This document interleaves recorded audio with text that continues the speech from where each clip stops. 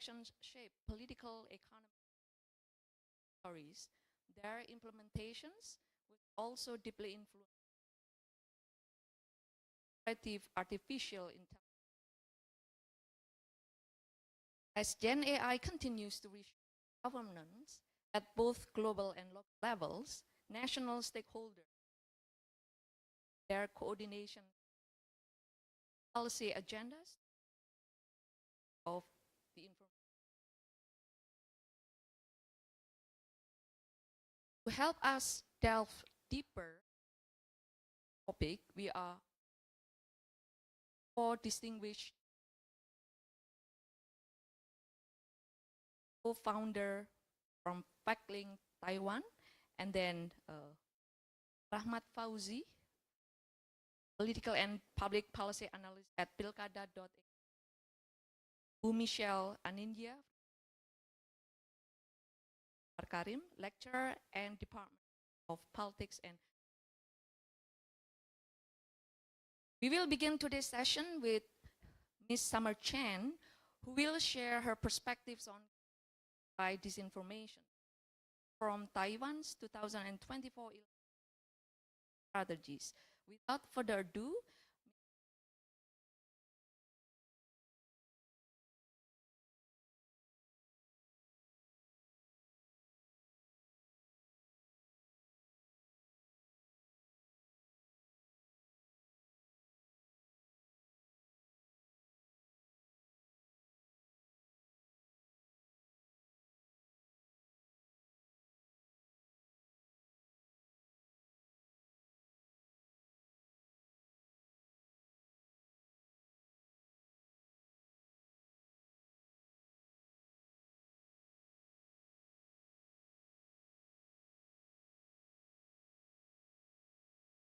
takes my English.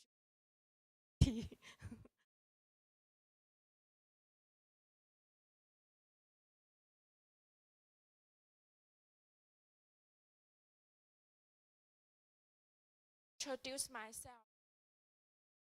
I'm the founder of FactLink.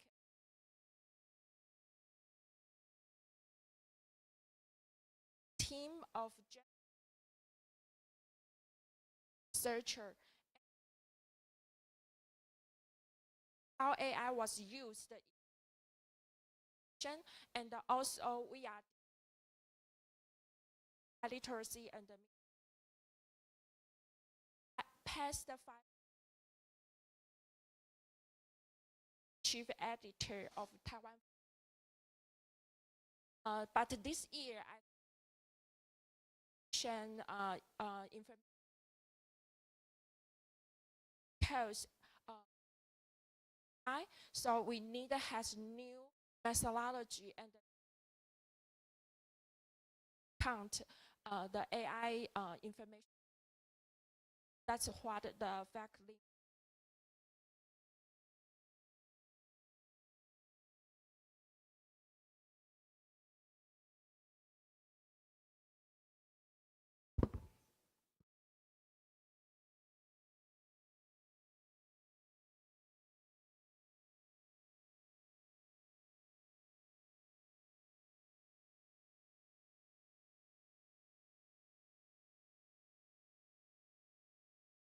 So it's my outline today. So first of all, I will back to 2024. What's going on in 2024? We encountered the first wave of AI disinformation. And I will share how our law enforcement and the civil society responds and do the preparation against the AI disinformation. And I will also share the lessons we learned. And finally, we will see what's currently battle force that we are in. Next. So first of all, I will back to 2024. Next. Okay.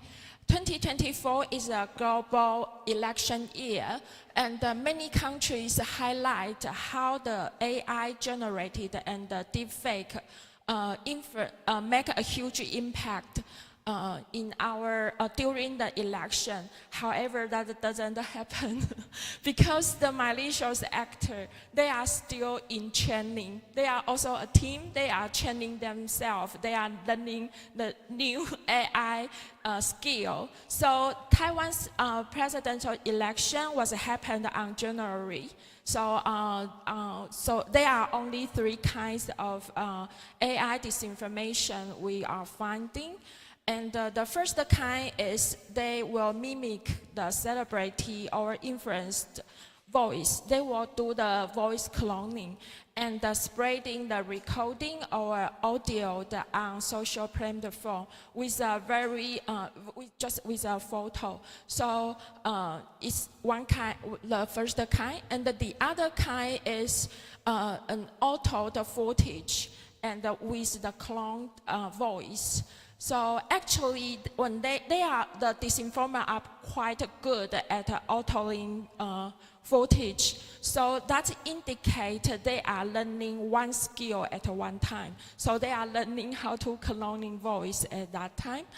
So they do the editing and then with the cloned voice. And the third time is they use the AI generated video and with the digital news anchors. But I think it's more interesting than the traditional video from Contents Farm, but it's also not quite vivid and attractive. So those 3 kinds of AI disinformation didn't make a huge impact, and they didn't reach a large number, and also they didn't spreading our site by the mainstream media. So their impact is quite limited. And but during that time, not only our government, but also the civil society took a lot of prevention action to fight against the disinformation. So what do they do next? So for the government side, the legal, they first of all they amended the essential laws.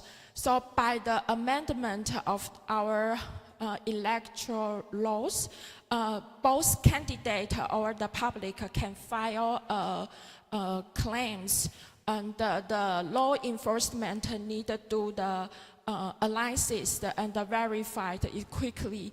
And if it was found that it's AI generated or deepfake footage, then the Central Election Committee need to inform the platform or the television station or the media outlet to remove it with 2 days. Otherwise, they will get fines. And the next. Okay, and during the election, how do they do the preparation and how do they execute it? Before the election, the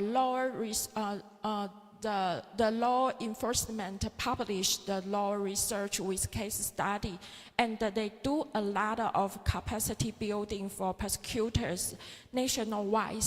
And then during the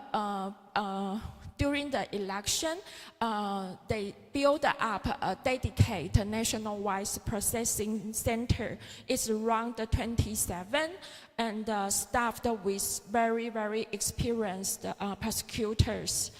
And also the Central Election Committee, they try to connect the tech company, including YouTube, Meta, and Line's company, because they are popular in Taiwan. And the TikTok is also very popular in Taiwan, but they don't set up any branch in Taiwan. So CEC contact them via their advertising agent. And the next. And what the civil society do is the government side and also the civil society make their efforts. And at that time, I was the chief editor of Taiwan Fact Check Center. We collaborate with two institutes, And the first one is the Institute for Information in Industrial. They connect the AI verified and the AI tools experts to fact checkers. So that means before the election, we has already got a ready list of experts. They can help the journalist and also the fact checker to verify, to explain and share their insights. And the second is we collaborate with National Institute of Cybersecurity. And they help us to build the guideline and also tools on a platform. And they do a lot of training to fact checkers. So that's quite important because it's not a commercial things. So if there is no academic institute well devoted to those tools invention, there is no one to support a journalist and a fact checker. So next. And also, because we has already got the connection, we has a ready list of experts. And also we have a guideline and the AI debunking knowledge. So what's the next we will do is we do the education. We do the capacity building training for media and the fact checkers. So during the election, we host 2 workshops. One is for the chief editor. We need to gear up the chief editor that then have the sense of AI literacy. So the first workshop is just the 20 chief editor from different media. And the next will be just training the trainer. So we are pretty focused on training school teachers and the college university teachers. So those teachers will help us do the AI literacy and the media literacy at the same time. So they bring those media literacy, AI literacy ideas and the materials back to the campus for the young generation and also for the elder people. Next. So after those 2024 election, so what lesson we have? Also, I think the law enforcement has already done very well. That's because they are well prepared. But actually, they are still facing the ongoing challenge for the next election. So what's the ongoing challenge? First of all, actually the social platform responds very slowly to take down the request because it's a global headquarter and they have their own policy. So even we have the law, but actually it's not very efficient. And the second is the law, not only the law enforcement, but also the fact checkers, journalists, both sides are lack of AI verification tools, especially the AI disinformation was developing every day so fast, and the tools was invented so slowly, and also is always far behind from the developing. And the other difficulty, well, it's pretty hard to trace the source of this informer. And the very interesting point to mention is it's the deepfake false denial problem. That means maybe some politician, they're real, but hacked photo was released, and they will claim, oh, they are deepfake. It's not me, it's deepfake. So when they file the claim, and the law enforcement think it's real, but because if they announce that it's real, it may cause a political fallout. So they will stay silent. And because they are silent, so it made it tricky because the media, the opposite camp, they will question the law enforcement are unfair. Why did you release the result? Next. Okay, and now what's going on in 2025? Next, in 2025, the AI technology developing so soon and very well. So based on our digital intelligence analysis at Double Think Lab, which is the best, one of the best in Taiwan, they are observed that there are four kinds of AI manipulate. AI information manipulate now. The first one is the AI for deception, but they only see, they just observed it just very few cases. And the second one is AI for political means. So I will share, we just published a new research about this. And the third one is AI as a back actors, very good secretary or assistants. And the last one is the AI for automation. And based on Double Think Lab, they just see how the disinformer didn't use the AI for automation. Maybe it's, we are not detected yet, but so they are still do the investigation. So next. So what is AI for deception? Is the way we are thinking that will be very powerful and damage in 2024, but it didn't happen in 2024 because the technology are still developing. But now it's pretty easy to be true and it's easy to use. Is easy to produce. So we can see this video. I will show this video. It's a real photo. You just upload a real photo. Then it will do voice cloning and lip matching.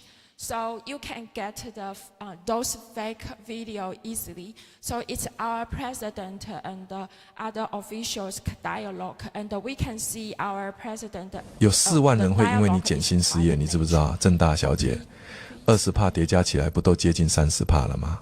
我都从32%谈到20%了啊！我也是后来才知道是叠加的。你怎么这么北七啊，郑小姐？你为什么不学日本，直接飞过去找美国谈？20%很光荣哦，我替台湾人民谢谢你哦。我们把这么多东西都送出去，你才谈个20%回来，还是叠加的。你是不是从来没去过菜市场买菜讲过价？菜市场阿嬷去美国都能谈到15%了啦！啊，你到底是怎么搞的？我也没有办法啊，我也尽力了啊。我们台湾能送的就这么多。823罢免活动被你搞得肯定又要落赛了啦！大家现在都不是以美论了，大家现在是仇美论了。我们这么爱美的政党还怎么做下去？民进党干脆解散好了啦！这次被你搞得我现在出门了，我都不好意思说我孙子是美。有4万人会因为你减薪。So what we are worried about is more cheaper and more easy produced. It's the normal daily life. So if the number is increasing and floating on the social media, I think it's pretty hard for audience to tell it's real, just the real photo, a real footage, or the force, the manipulate or fabricate footage.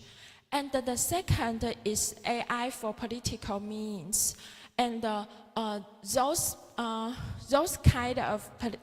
kind of meaning is, we call it mini clip. Why? Because it's only 5 seconds and there is no story. And I think last year for the Indonesia election, the candidate used those kind of the AI to produce very cute cartoon-like me in our cartoon-like figure to attract the young generation. But recently, it means the different way. Recently, we have a recall vote, and the actors use the very strong, simple, and strong image to smack or smear the opposite camp, smack the supporters. And they created a very funny and a very strong image, to a strong symbol. So can I, next one? So I will show you the video. And those kind of mini clips are spreading on Reels. And so the viewer is by millions. However, its follower is just 10,000. So you can see how those very simple but images strong.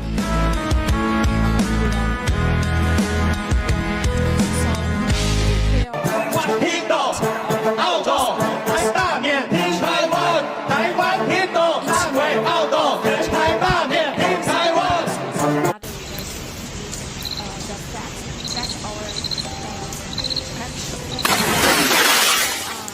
But it make a psychological impact. So I think it's the new phenomena that we need to watch. So the next one. I think those kind of mini clips bring two kind of challenge. One kind of challenge is how do we study information manipulation, because the reels are hard to track, and when we do the data scraping, we waste a lot of energy and the resource because they can generate it low cost and a huge number. And also, there is no tools for us. We need to invent a new tool to trust them.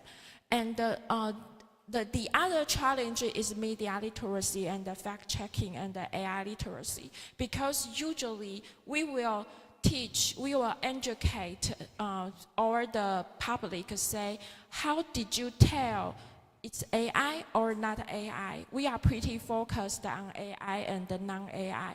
However, all the mini clips are fake. We know it's fake, but it still has a huge psychological impact. So that means when we do the media literacy, when we do the fact-checking, we need to have another methodology so that otherwise we can't handle this new kind of information operation.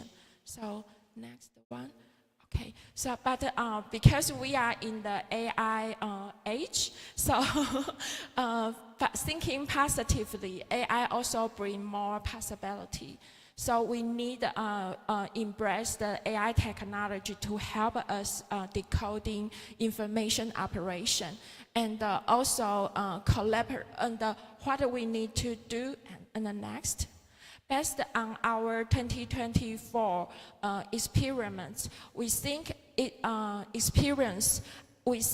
there are two missions or two things are pretty important, especially the AI information operation was more crucial than before. And the one thing is we need to build an expert network. And the expert network including tech, AI verified or AI tech experts, and also fact checkers, journalists, and data analysts. We need to work together, share our tools, share our insight, and learn together. So the network is even more important than before. And the other thing is we need to extend media literacy, because in Taiwan we have a strong media sense of awareness. Our public has a very strong awareness of media literacy. However, now we need to extend from media literacy to AI literacy. So we will do more training to the media and also to the teachers at this stage.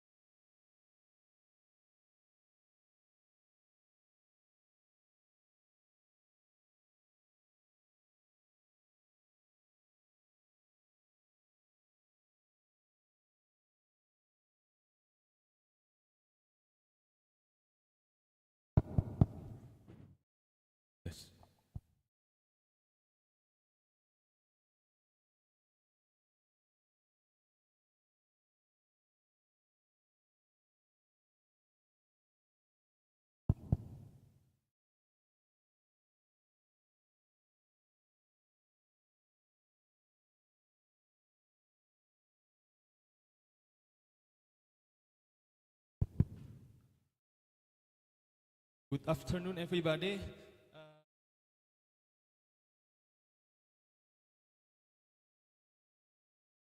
My name is Rahmat from Pilkada.AI. Tools in Pilkada.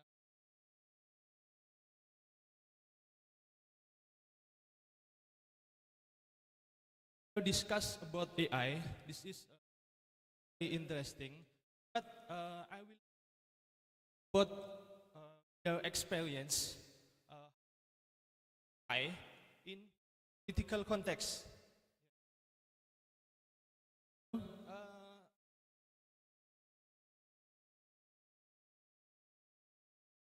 Before this, Pilkada.AI is an enterprise focused to develop AI technology. We also analyze issue, social, political, and public policy issues. Okay, we are full with generative AI. Why we use generative AI? Why we use AI? Looks like a baby. Means looks like a little baby. We can teach. We can train as a trainer. We can give data. We can give instruction. We can give prompting. While we give data, while we give good prompting, yeah, good instruction, with good perspective, like health and politics perspective.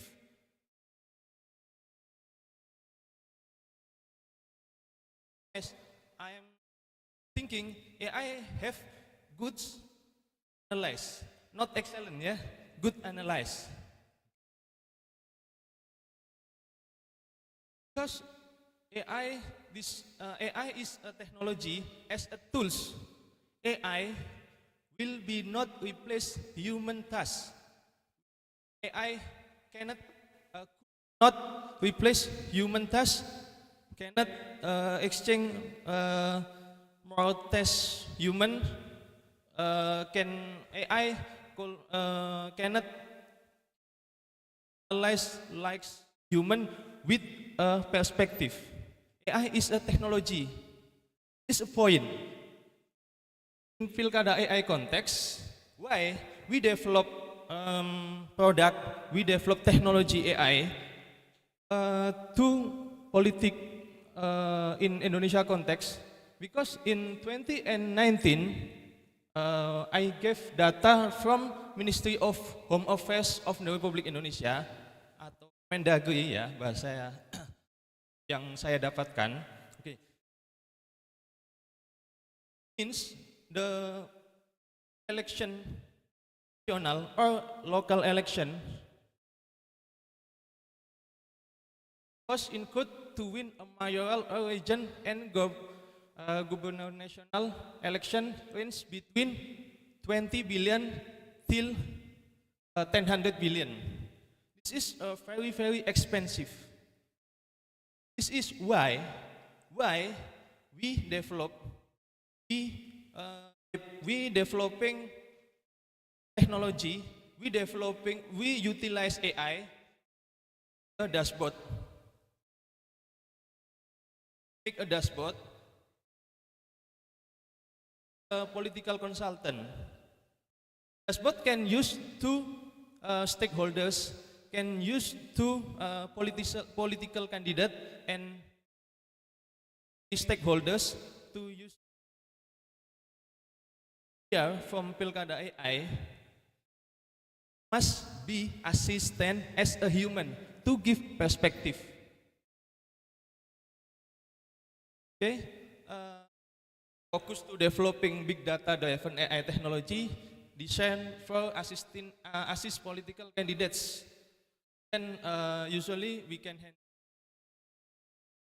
stakeholders, NGO, and more policymakers to monitoring and analyze social, political, and public issue with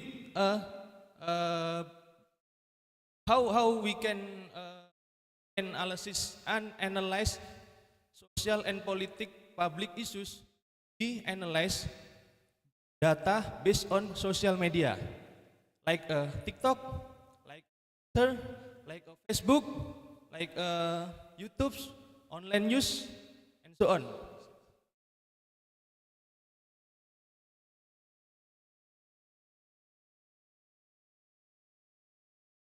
Yeah, this is just about my dashboard, our dashboard. Yeah,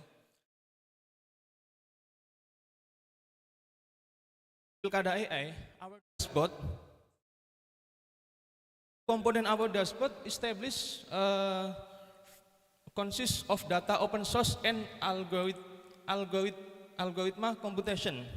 In Pilkada.AI, we have more resource, human resource from politics, social and analyze. We have expertise.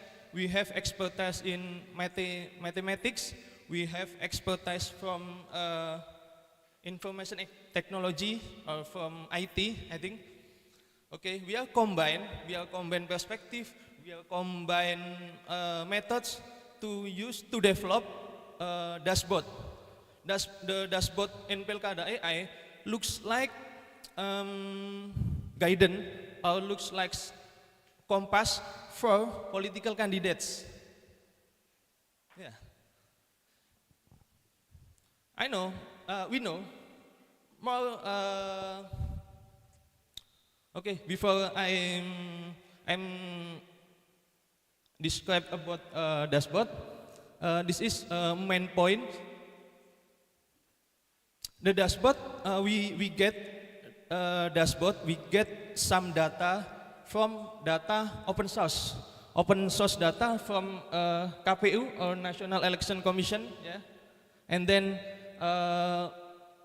from National Food Agency, Badan Pangan, and Indonesian Statistic Agency, and more data from more ministry in Indonesia. We get data. Data is open source. We can get it. We can use it. We can utilize data of open source to source our dashboard. Okay.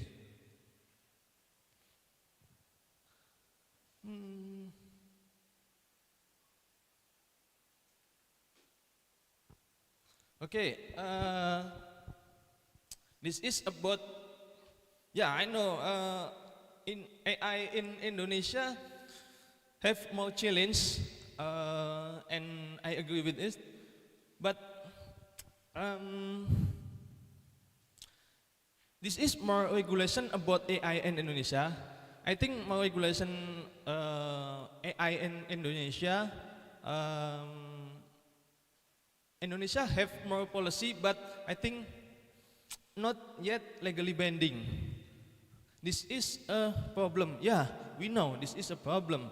But I hope after this we can give some materials and give recommendation for the government.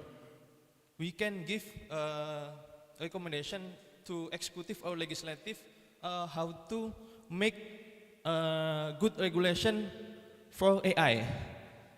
Indonesia have AI roadmap, but not synchronized with not synchronized with not synchronized with landscape, social landscape, or not synchronized with Indonesian context. We know in Indonesia have rural, we have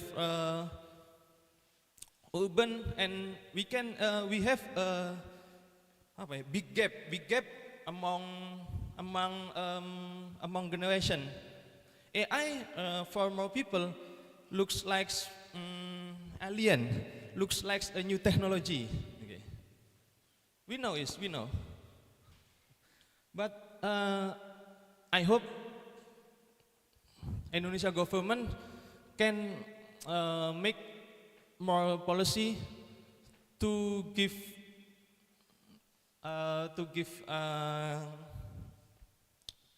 to give advice how to give advice how we use AI. Yeah, I think.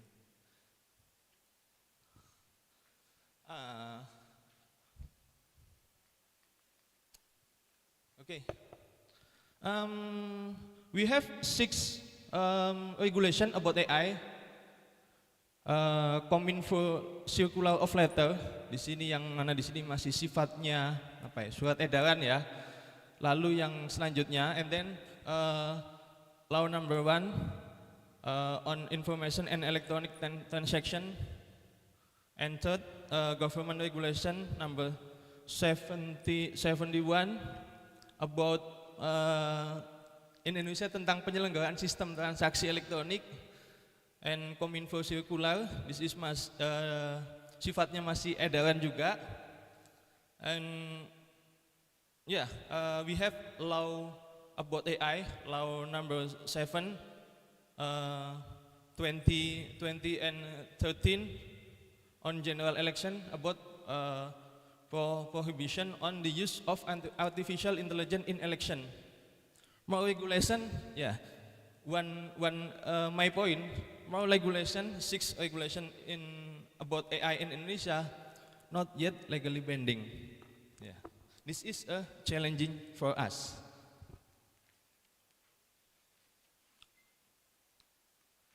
Next.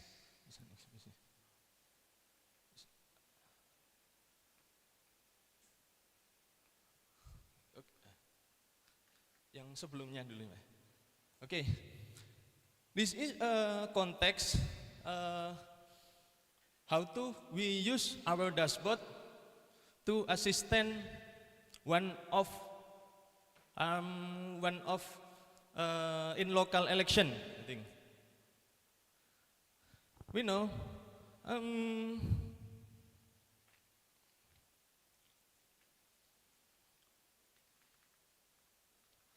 yeah, we have a research question.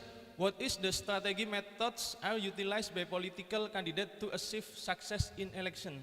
We know, means political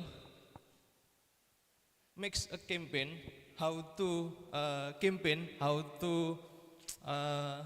campaign in election, national election or local election, usually use instinct.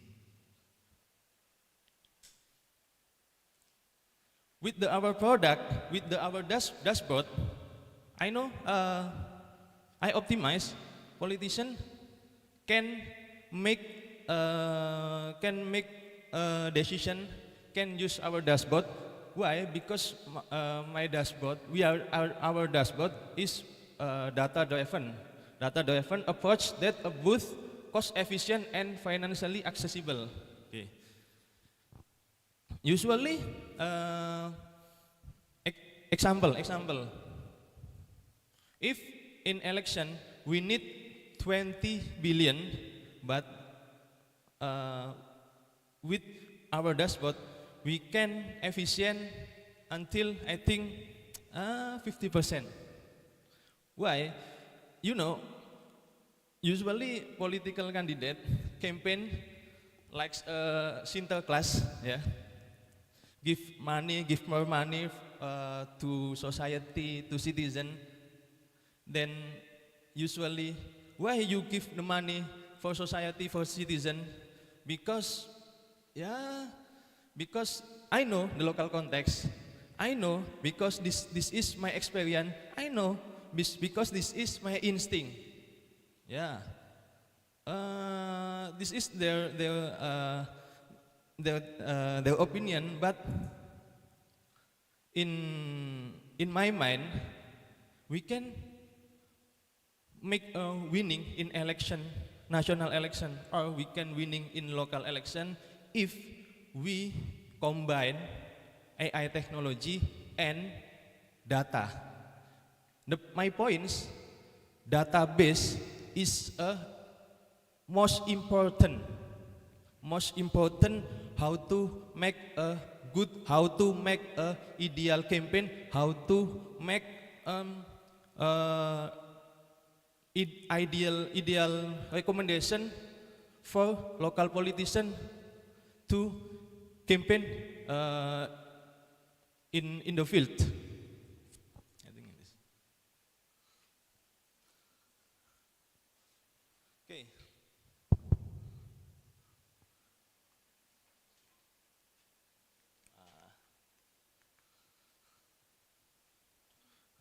Okay, yeah. This is our product. Sorry, this is a local context.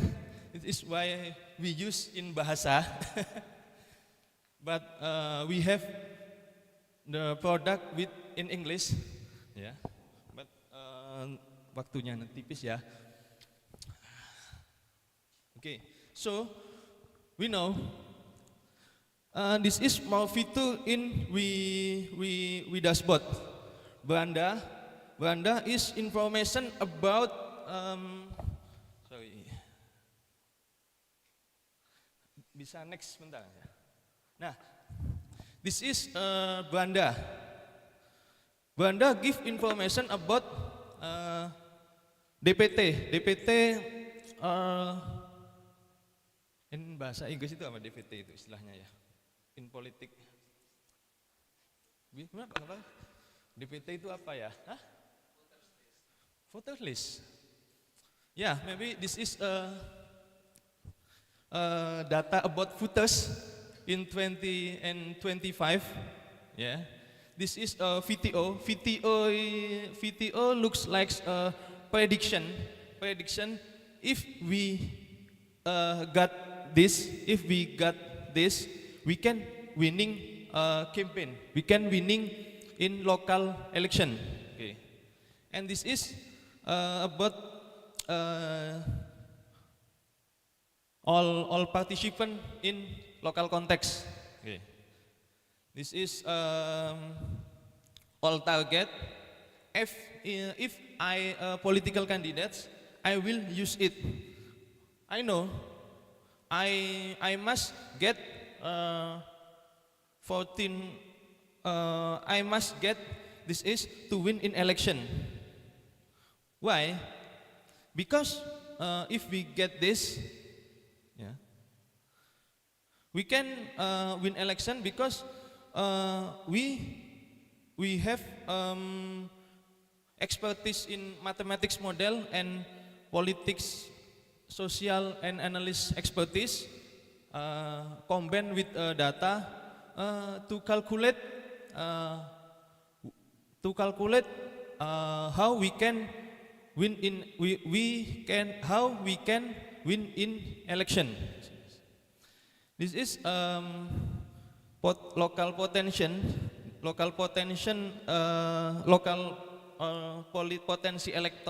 potensi elektoral.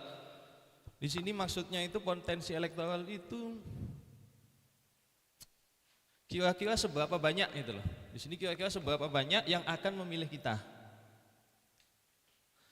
Ini adalah jumlah suara yang harus kita dapat. This is just a demo. This is with dummy data. Okay. We have more feature looks like data politik or politics data. Politics data sebelumnya aja, Mas. Sebelumnya. Politics data, we have landscape local context. Local context about how many voters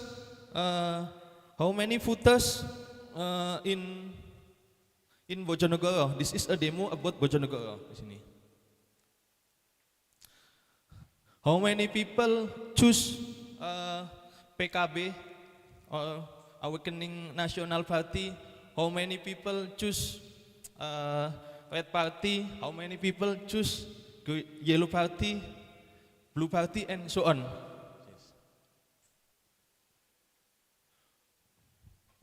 All data we get from National Commission election. Okay, and we calculate. We use mathematic models. We use prompting from politics and social expertise, and combined with expertise from IT engineering. And yeah, this is the result. The result is a dashboard about Pilkada.AI. And then the V2 is about landscape, social, economic, local. This is about landscape data, about demographic, about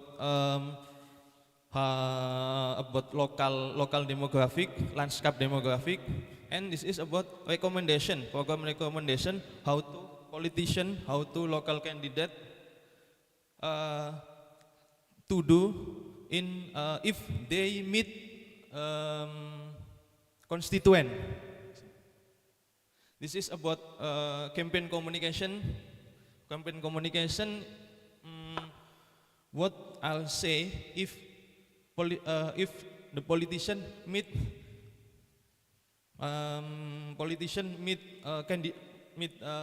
constituent. This is local issue. We have data based on social media, like such as Facebook, Twitter, TikTok, and online news. Okay.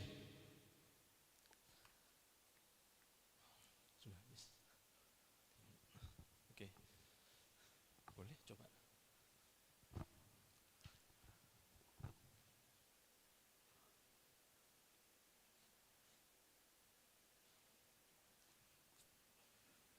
Nggak usah. Oke. 3 menit lagi, Bu. 2 menit atau 3 menit. Oke. Isu Cakada in Vitu. Isu Cakada, this is news about candidate, information about who the candidate in local election in 20 and 24.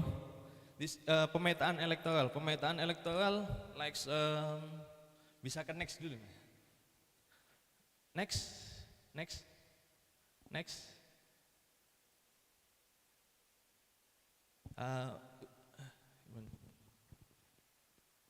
Previous.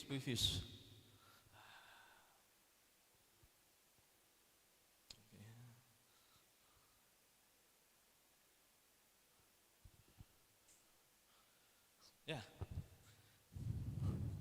This is electoral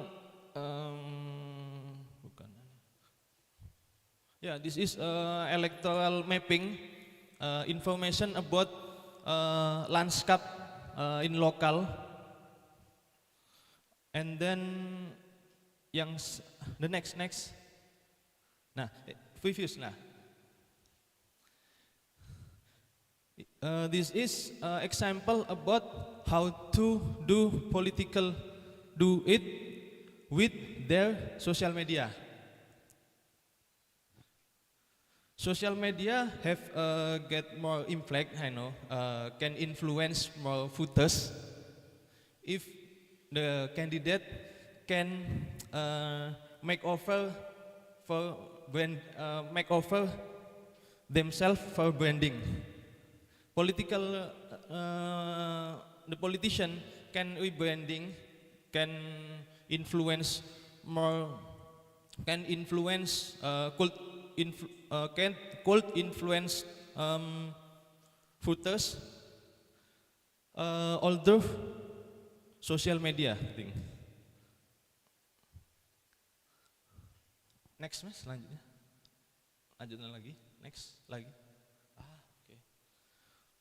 Okay, I think we need more discussion how to we use AI technology based on data driven, how to make our dashboard. I think it's very interesting. Okay, I hope it. Okay, thank you.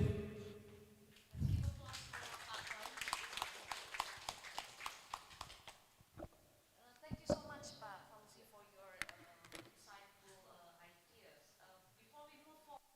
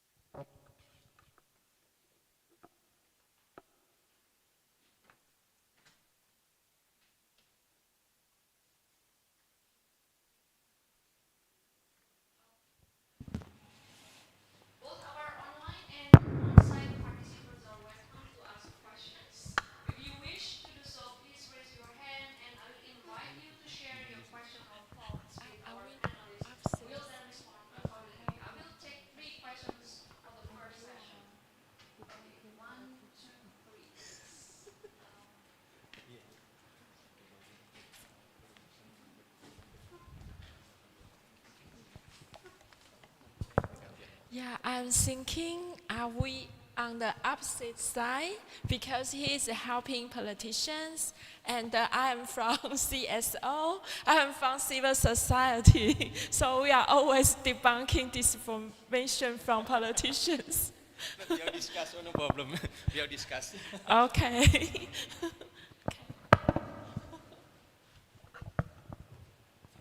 thank you. My name is Fauzi. Happy to join this panel here. And I think this panel is very interesting, especially with the topic addressed by Pak Rahmat. Yeah. And I think it's highly related with the morning session earlier about the AI and others. So I actually find the industry that Pak Rahmat in is quite relevant in terms of the data ownership and or the copyright. So earlier this morning, Bu Monica mentioned about a paper. It's basically the title is Good Models Borrow, Great Models Steal. So basically, I found I just read some like just skimming the paper, but one of the important things is we usually often only focus on the output of the copyright. So for example, if we request to AI chatbot, like for example, can you create an image, video, people will only often talk about the copyright of the output of the result. But then this paper also wants to address that input also matters. Input, which means the way the developer or basically those who code the AI train their models, because they will need very large of data sets and others. Like for example, Pak Rahmat mentioned that the Pilkada.AI using the data only the data from the verified website like Mendagri and others. But then even then, like even then before that, they when they use when they try to install the AI, it's basically they already pre-trained or they already trained before maybe Pilkada or others trying to use it. So my first question is how Pilkada.AI can try to address this concern. Yeah. And the second one is basically I also look up at the website. Yeah. And Pilkada.ai also will try to provide video generator or something. Or AI is coming soon. Yeah. So so I was wondering, it's because it's also related to the deepfakes that the first speaker trying to address in the first presentation, because there are so many deepfakes during the campaign, political campaign, even during the last year Indonesian election. So the second question is basically how, in your perspective, you can address like this kind of concern.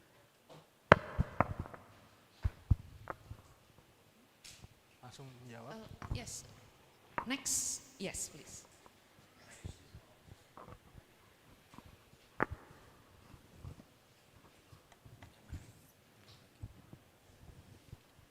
Test. Okay. Hi. Good afternoon. Thank you for the opportunity to ask and participate in this panel. I have two questions, if I may. One for Ms. Summer Chen and another for Pak Rahmat. For Ms. Summer Chen, thank you for the presentation.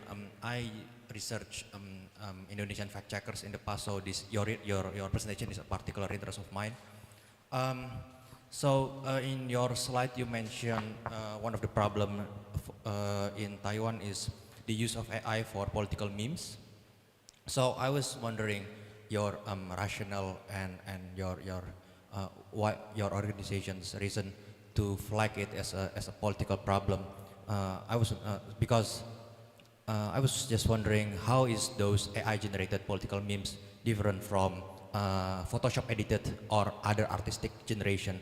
Why is it a problem for a fact checker? Because as you said, it's not completely about dichotomy between true or false, so you can fact check it. So I was wondering why is it a particular concern for the organization?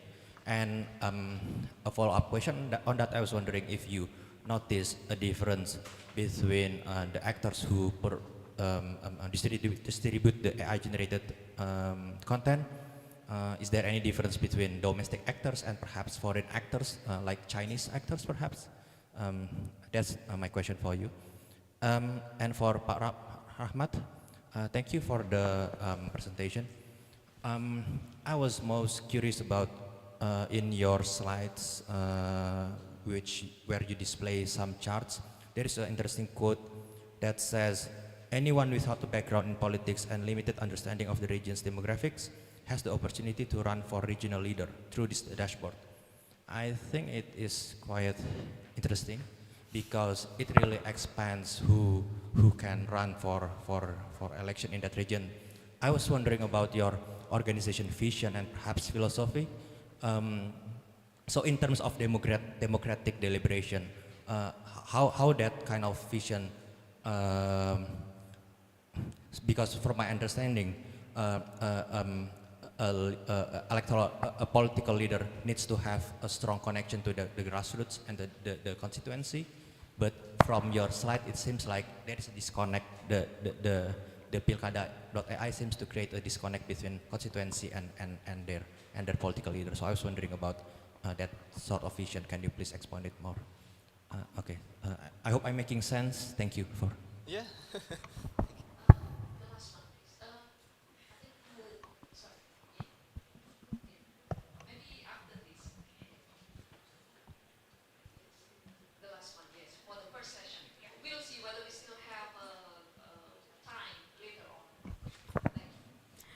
Actually, I'm more curious from Ms. Chen. I'm curious regarding what is your definition by malicious actors? Because like sometimes, is it like do you define it as the one that hires them or utilize it? Because in utilizing, there will be like it is an open AI. Sometimes they use open AI. And by defining malicious actors, also do you see the vision that that the platform holder itself should be taken into consideration? Should be responsible for their own creation, and also for Pak Rahmat, I think. What would the question would be like? I believe like between the data from open data, from the big data, from the data out there, to the data that you present in the platform, there will be like process of data cleaning. And okay. I believe, I assume, and I believe like the data cleaning itself must requires human intervention. Yeah. And I would like to ask, like, is there like I would like to ask, like, how do you guys from Pilkada.AI, like, regarding the data cleaning, and if there is any human intervention in the data cleaning itself, and like what kind of particular criteria, if you are willing to share, of course. And also, I would like to ask, like, what kind of criteria that you see the clients from Pilkada.AI would be? Because yeah.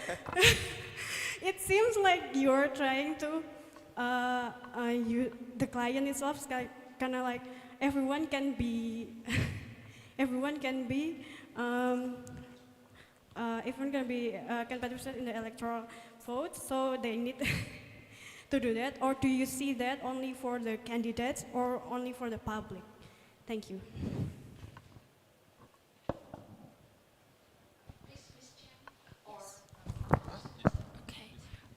Thank you.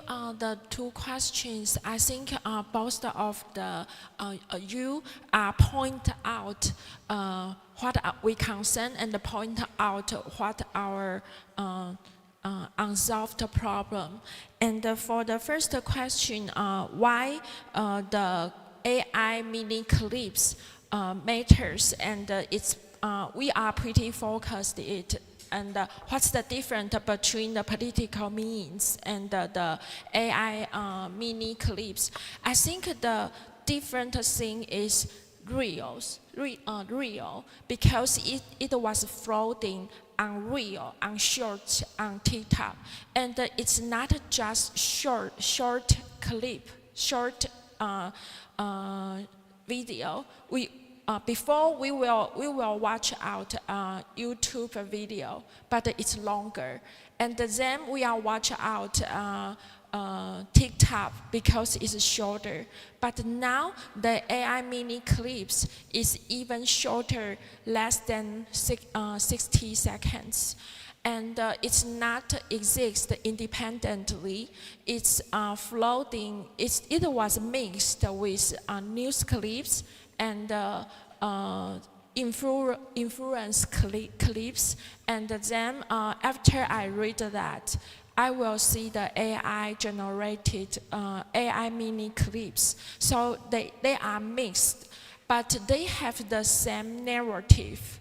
I don't know why, because I think it is maybe by the algorithm. So maybe our next investigation is testing how the algorithm help those the same narrative but different clip will showing at the same time.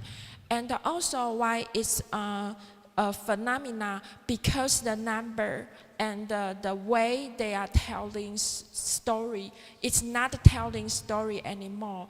They are just want trigger the emotion and trigger the anger or anxious.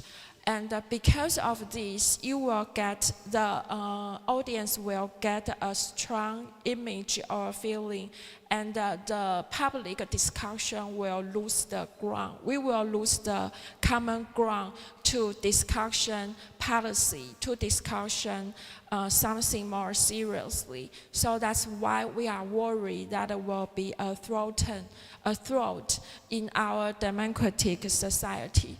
And why it's different from political meme? Actually, it's pretty similar to political meme, but it's more easy to cross the fiction line. And from sometimes it will has the partial facts, and it's emphasized that. But sometimes it will crossing the it will turn to be on existing events or on existing content, and that it's kind of misleading or disinformation for a fact checker. But we can do nothing, because before, if it's a meme or it's an infographic or it's a news, it's a fake news, we can point it out and do the debunking. But it's AI and it's use simple symbols, so it's kind of, if we do the debunking, people will say it's a satire.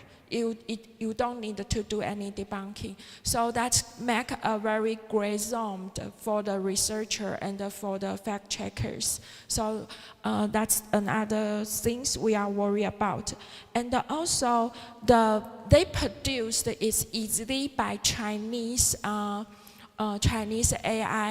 tools like Jimeng, Doubao, and lots of Chinese tools, and it's easy to produce and no cost. They can just make the, like a DeepSeek, they can make the prompt and then create the photo and make the photo vivid, and they can use CapCut to spreading it on Reel, Shorts, and TikTok.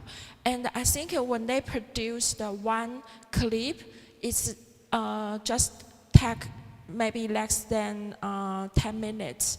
And so we can see the different account, they will reproduce it and share it in different platform and among the different accounts. So for a researcher, that's a huge challenge for us to study how do they produce them and what's their intention, what's the narrative. They can change the narrative based on the events, news events every day with low cost.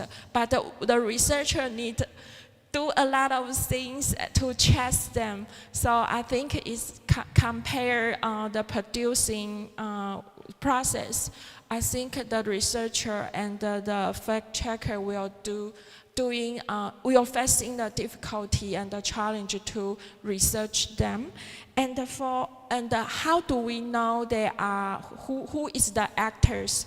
I think at this time, at this point, it's pretty hard to tell who is the actor. We need to do more study to measure the whole picture of the actor. So we are not sure. We can say it's malicious actor, but we can say those actor has already adapt a new form, adapt the new AI tools to generate so many contents with numbers and with low cost. So that's a new stage or a new phenomena we are so worried about. So I think it's the starting point. We do the investigation and we need to think more, because we are for the Indonesia election, for the Philippines and the Indonesia election, we has already seen a very, very obvious case how the politicians use the AI technology to do the propaganda. And for the Taiwan's case, we see the other way. For those two cases, is taxing and positive image. But this way is taxing but negative image. But we can see how they use how those actors use them so efficiently. So I think we are facing the challenge. And from Taiwan's case, it's just another one of the phenomena. Yes, thank you for your question. That's a pretty good question. Thank you. Okay. I have 3 until 4 questions. I think difficult to answer and hardest, but I will try. If Miss Chen give warning and worries about deepfake, yeah, I agree. But we can utilize AI or video generative for everything to gain good something. I think. If you know Bruno Latos have a book, The Love of Technology. The Love of Technology is about train Aramis. This is about the story about how to society developing the technology and love technology, and after this, society, citizen hate the technology. I hope, it's my point. Let's not be like that, okay? In AI context, okay. I think any further question about deepfakes, about how to we choose a candidate, how to train the data, and question apa lagi? Satu lagi tadi tentang apa, Mbak? Saya lupa. Ya, soal apa tadi saya agak lupa, mohon maaf. What criteria do you use? Kriteria and kriteria klien. Oke. Oke. Kriteria about deepfake video generative AI and how to train, and how to we cleaning the data,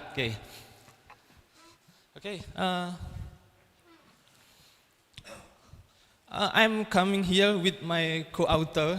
This is we can explain about data or maybe video generative. He is Krishna engineering.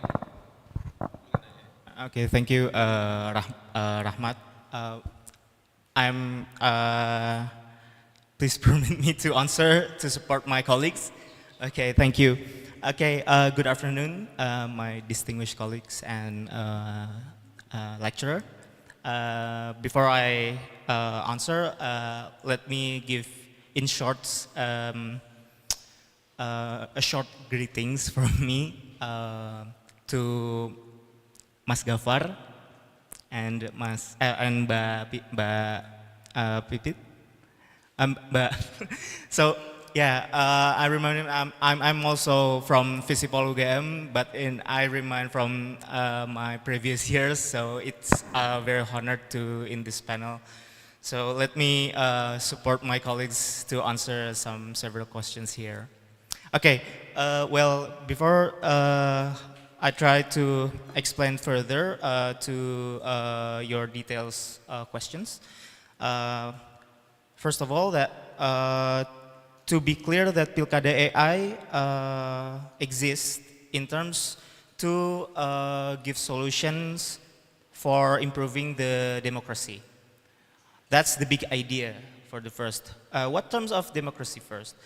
So we try to observe that our democracy in currently is an expensive democracy, or there are many costs that Rahmat also shows. There's some statistic data from Home Affairs, like expenses for the budget for campaign. Is it around 20 billion to 100 billion in a single run? I mean, it's a lots of budget and it's a lots of expenses that not be quite monitored, calculated. See, I want to stress out the point of Rahmat that many of the candidates or the political actor, they don't rely on data. They only rely on their intuition, their power, and only based on their relatives or networks. So the budget expenses for the political campaign, it's kind of but sporadic, not monitored well. You can imagine that the budget cost expenses gone by leaked and not monitored well. So from that, we try to develop some solutions in terms of the cost with combining with AI generative, like that.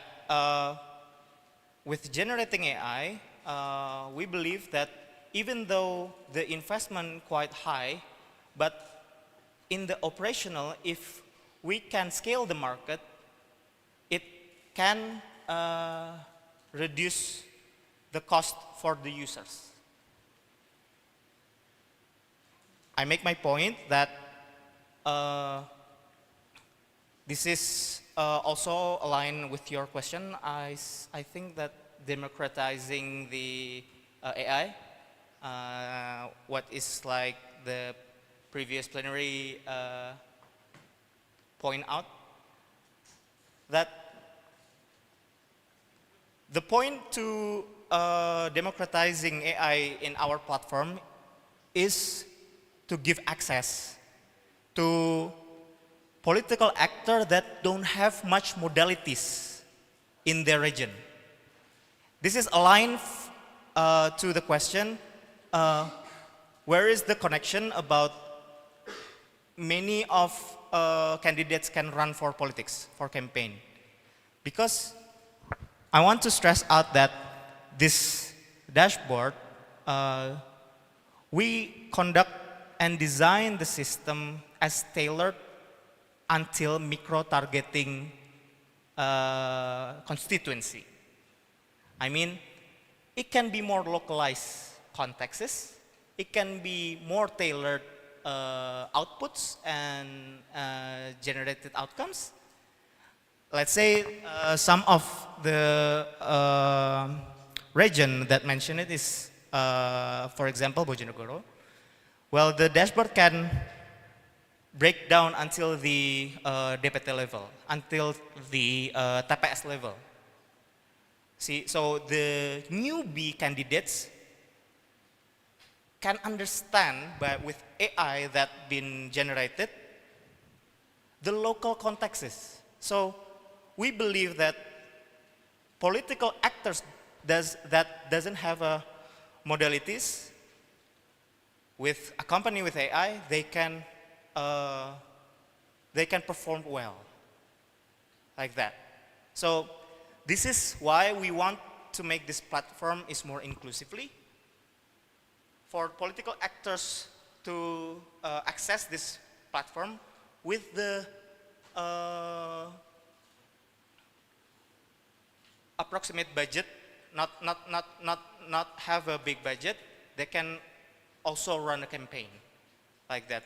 Even though that we know that the phenomena in the political context, real in the field, is still not pro to the poor. I mean that not many privileges in the political context that they must have, like they have a connection in the previous regent or previous leaders, but also we want to stress out that they can access the platform inclusively, like that. So let me break down the question. If maybe some of the question had the answers, like the democratizing AI to I'm sorry, what's your name? Yes. Yeah, I hope it's answered you. And then I want to move to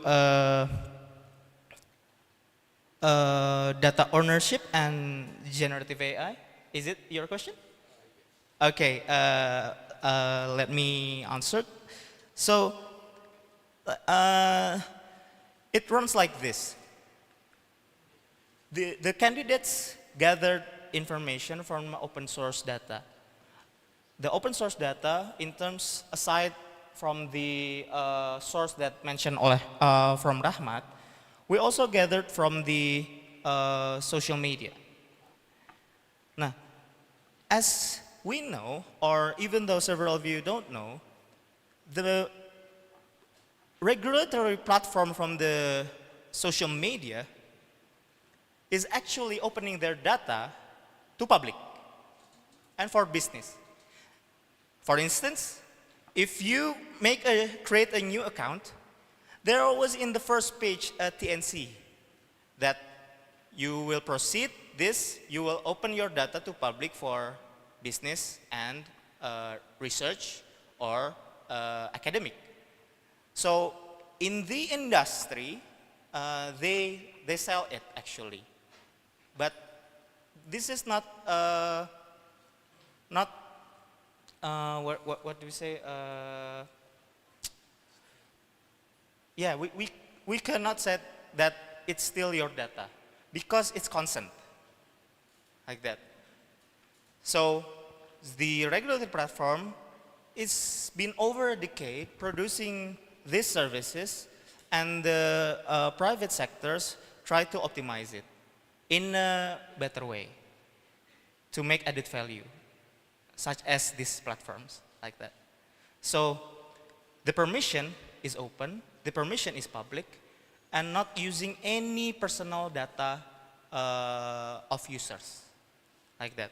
That's to answer the data ownership. And then the deepfakes AI, I think it's related into this forum also. The features that generative AI in our platform recently not been deployed yet. I mean, we still discussing and improving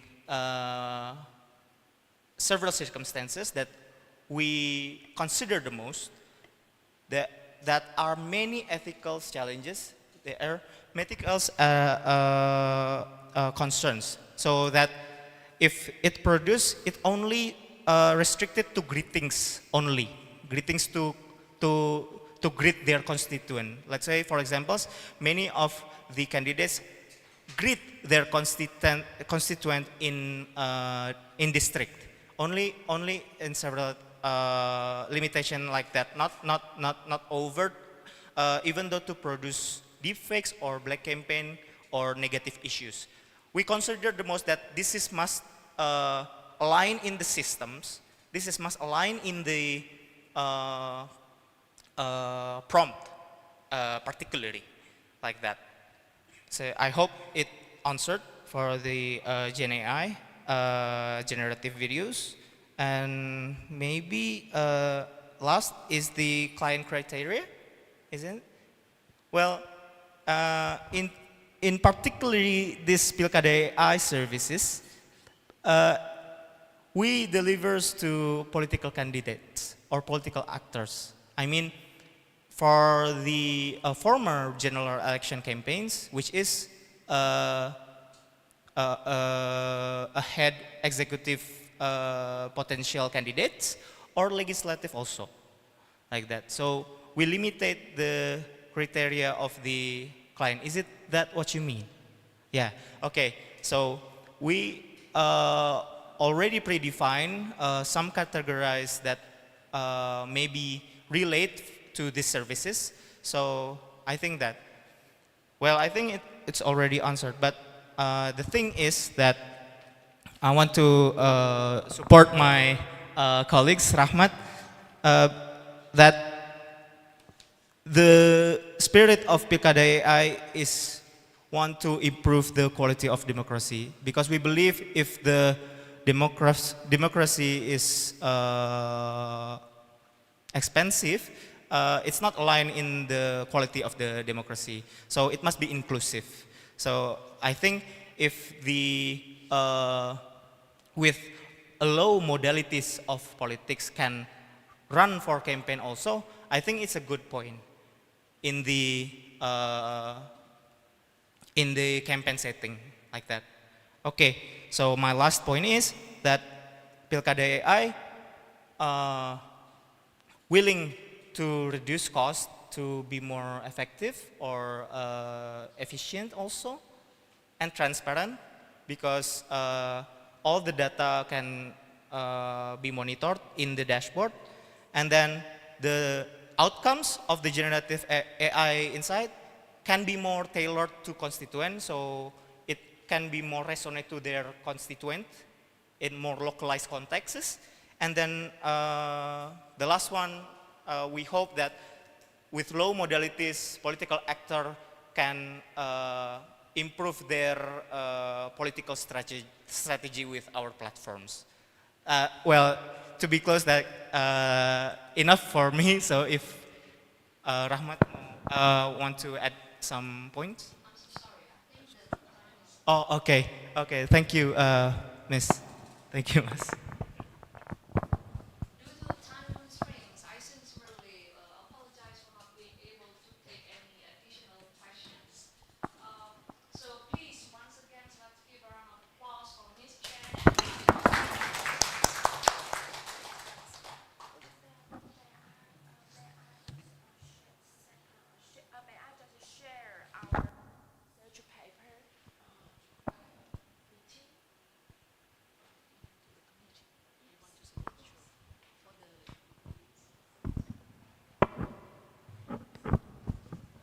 Next, we are pleased to welcome Michelle Anindya, who will deliver a presentation on gaming democracy, AI, buzzers, and the limits of democracy.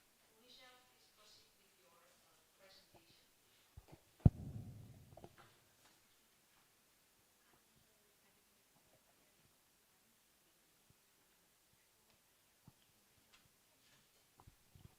Okay. Hi. Hello, everyone. Good afternoon. It'll be fairly short from me, I hope. So this is a short research paper that I'm co-authoring with my friend Pradipara Sidi. Maybe you can say wave to everyone. So in here we're going to be talking about buzzers operations, and also social media governance. And we're going to take a look at how buzzers use AI, or maybe also not using AI, and how it basically helps their business, but also how there's a mutual beneficial relationship between buzzers and social media platforms as well. So it's not just that buzzers are, they're not needed by the social media platform, but there's actually like a relationship between the two sides that are mutually beneficial. So can we press next? So, okay. So there are a few questions that I think we want you to take a look at.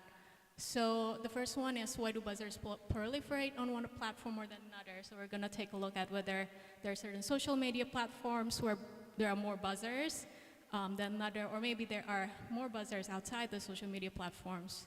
And then what is it that makes some social media platforms more attractive to buzzers?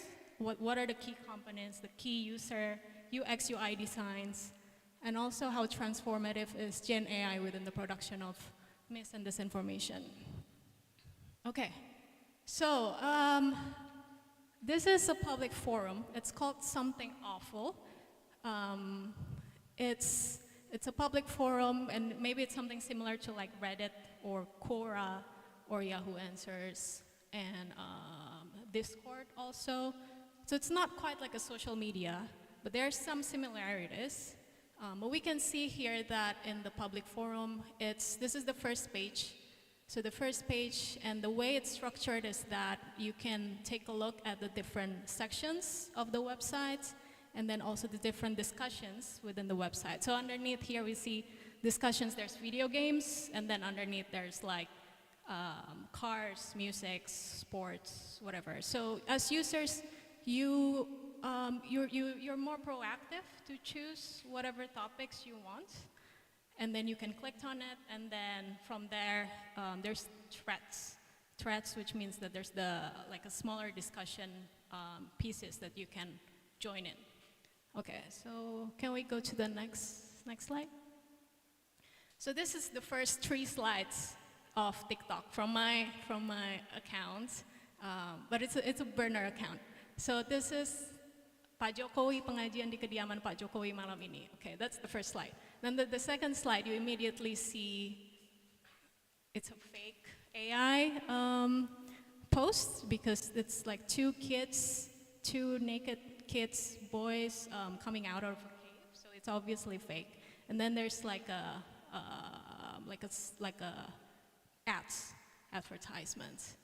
So it's already a completely different structure and completely different layout from the public forum that we saw before.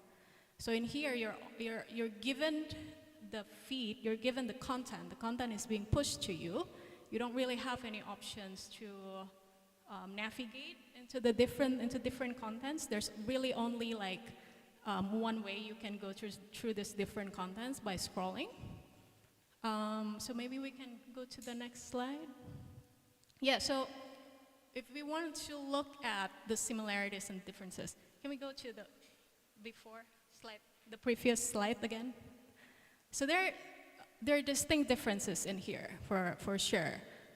One of them is how the topics are structured. You know, as I said before, with the public forums, the audience, users have more agency to actually go through different discussions, whereas on social media, you have less of that.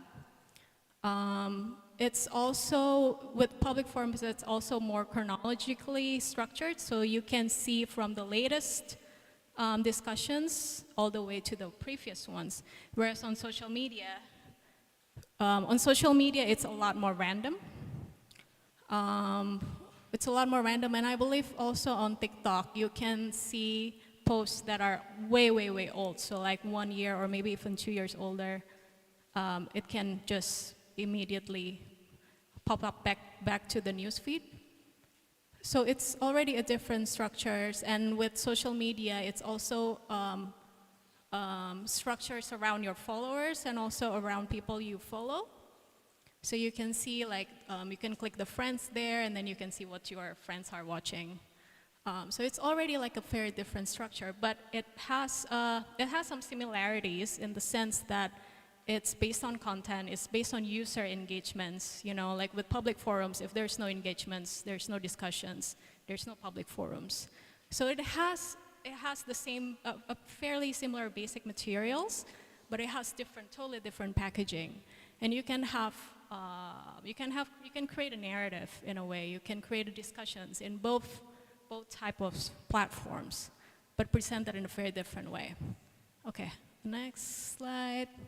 So obviously we can see, I think the answer will be pretty obvious if you want to ask where do buzzers proliferate. It is definitely more in the social media side and not in the forum side.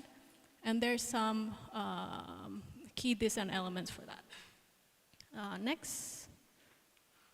Okay, so if we want to imagine like the public forums and the social medias, the features that are very distinctive from those two models is that with the social medias, there's a lot more buttons in a way, a lot more buttons that really prompt you to react, that are designed for you to engage impulsively without you thinking. So I find this note, I think this is a really cool and interesting artifact. This is from 2005. So this is a piece of note made by Bob Goodson. He's like I think he's an employer at Yelp. Yelp is a food reviewer program from USA. So this is in 2005. The design challenge that they were working at that time, and not just Yelp, but also a lot of other tech platforms, is that how do you make users more engaged in your platforms? How do you make users more reactive without leaving a single page? So they want to create as much activity as possible for users to do in one page, and they don't have to go through multiple hoops of pages, or they don't have to go through different pages just to like something, which is what tend to happen with public forums in the past. So what I think is very interesting is that they know that this is a big issue, they know that it's a big problem, or like an interesting problem that they had, like already back in early 2000s. But you can also see the notes here that thumbs up 15, thumbs down 3, liked it, good review, option on fine reviews, best of Yelp. So just from these buttons, there's already a significant implications in terms of the design thought process, and also the things that the company can do with the amount of the data that they gathered just from this one button. Reputation system. So there's a lot of things that they can pull out just from this little snippets of data that they take from you. And basically, to put it short, they can sell that to advertisers. So, you know, this is something that's now is really deeply ingrained and really deeply embedded in the social media infrastructure. It's kind of hard to imagine they exist. They exist without these elements. But I think I want everyone here to think that this is something that's very intentionally designed, and it's very intentionally designed with a very specific purpose in mind. Okay, so the problem isn't content, it's really the algorithm. So maybe we can go to the next slide. Yeah, so a lot of the times when we talk about misinformation or disinformation or content or GenAI, we focus a lot on the content side itself, and I think it's actually good for us to pull back a little bit and start scrutinizing again about the social media platforms itself, because you know, like all of this content, they thrive, they're built on top of the social media platforms that are and algorithms that are already very problematic in the first place. So, okay, next. Yeah. Can you go to next again? Yeah, okay. Previous. Balik? Okay, yeah. So power platform industry, John Lindquist. So with social media platforms, they don't exist in isolation. Of course they need users, they need advertisers, they need businesses, but they also need this industry that kind of works to inflate engagements in a way. We call them buzzers, but all of these businesses, they're like formal and semi-formal. So this one called Social Media Booster Indonesia, you can easily find them online, and then they sell their products, selling for certain links for harga per 1.000 berapa Rp20.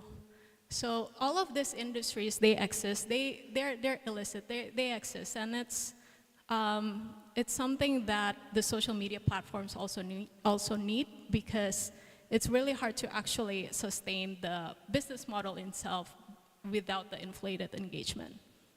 Okay, next. Okay, so this inflated engagement by buzzers that has existed for many years. So this is a very interesting article from 2021. Facebook knew a key ad metric was inflated and misleading for years, lawsuit alleges. So I think this is a very interesting article because it shows that Facebook is actually very much aware of this. Facebook reform, according to new emails, the lawsuit alleges that the problems with the metric known as potential reach were largely due to fake and duplicate accounts, but Facebook chose not to remove those accounts.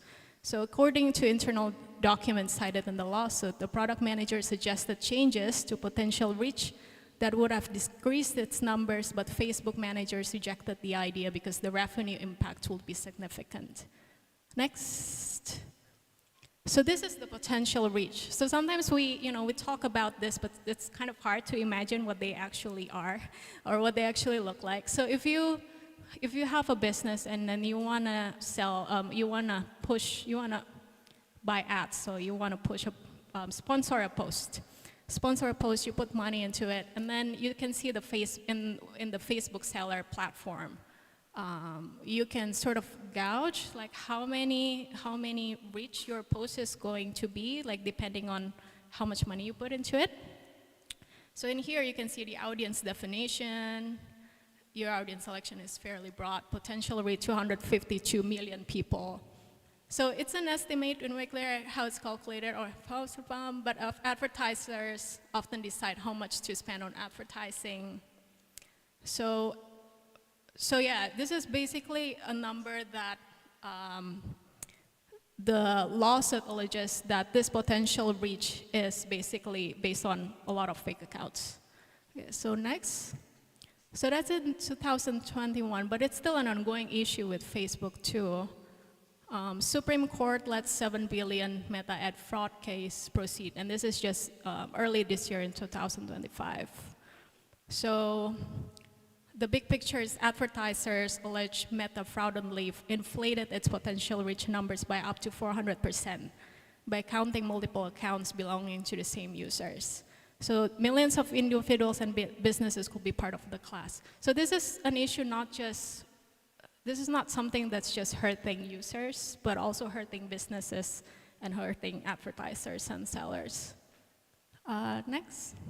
Okay, so far we haven't talked about AI, but this is a pretty simplified look, I think, about how buzzers use AI. So this is one of the buzzer office in Jakarta.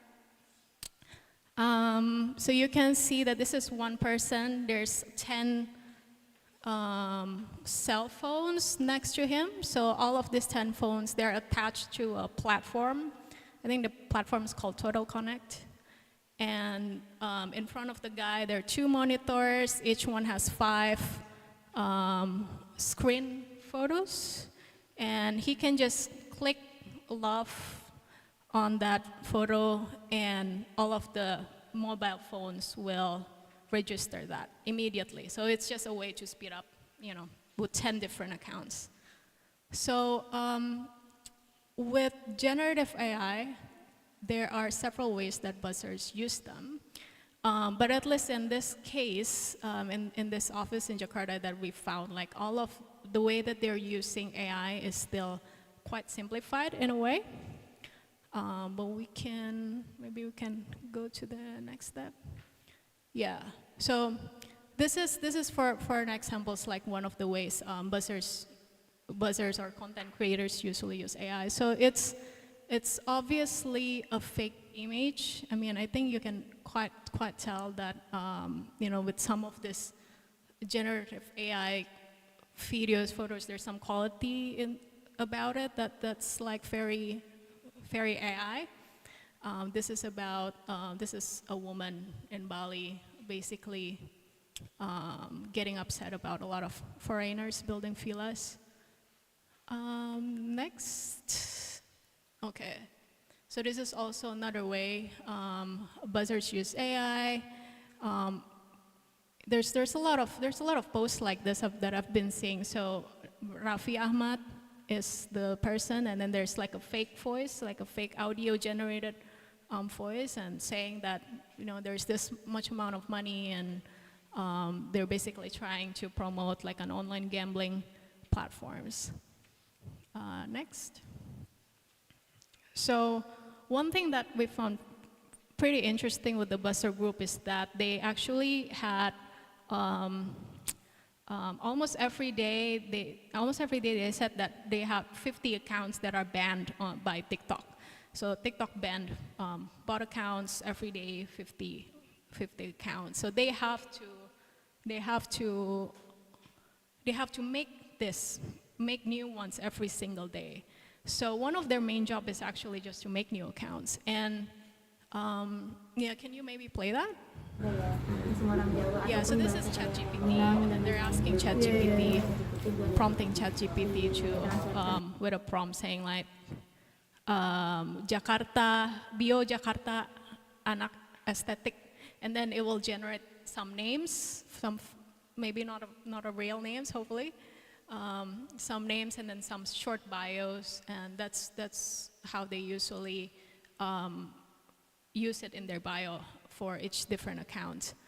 And they usually will take images from photos of actual people, but not from Indonesia, so from Southeast Asia, from Philippines or Malaysia, Singapore. They'll steal those images online and they will put that into a GenAI platform and change it a little bit. And then they will use that to build new accounts. So what we find so far is that all of this use of GenAI is still, in a way, still quite rudimentary, but not to say that it's not dangerous, because although how they use AI is still very much to expedite the process, especially as TikTok or other social media platforms try to ban their accounts, and they need to make new ones, and they need to keep that platforms alive. They need to keep posting every single day, whether or not there's a specific campaign that they're trying to do. But the fact that they are very tech savvy and they're very aware that running a buzzer business is also very expensive, and it's one of the things that the owner also told us is that they're trying to cut costs, and one of the ways they can cut costs is by implementing AI in their workflow.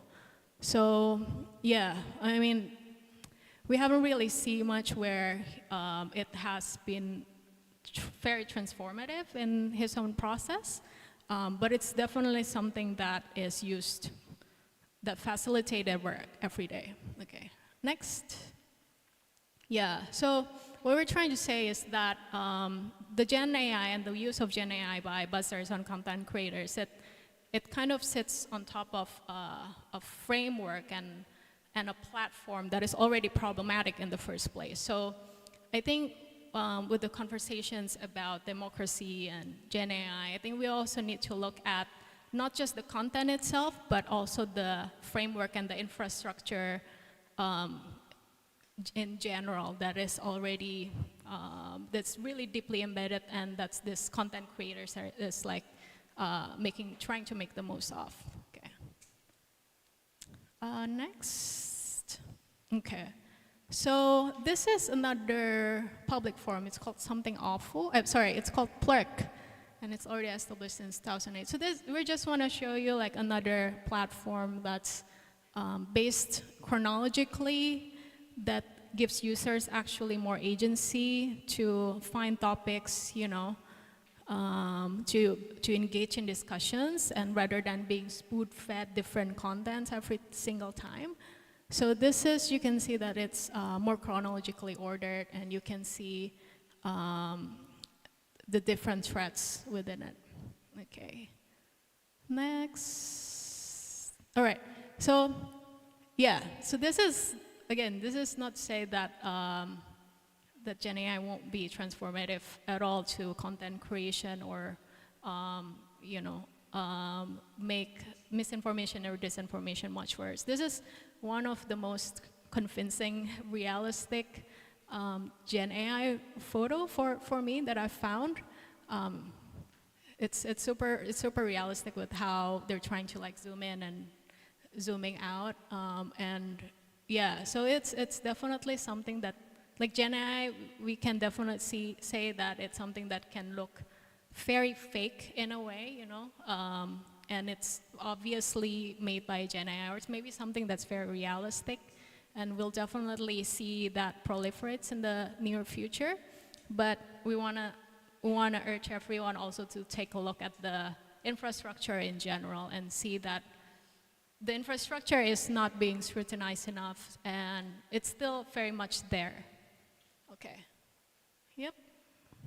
All right, that's it. Thank you so much.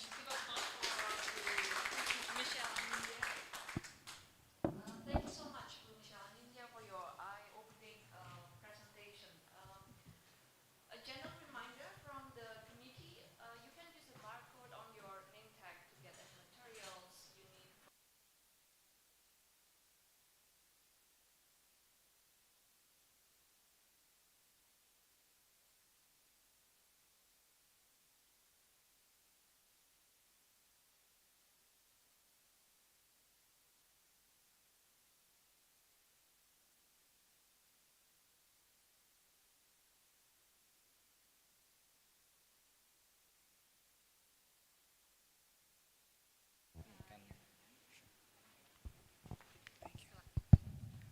Thank you.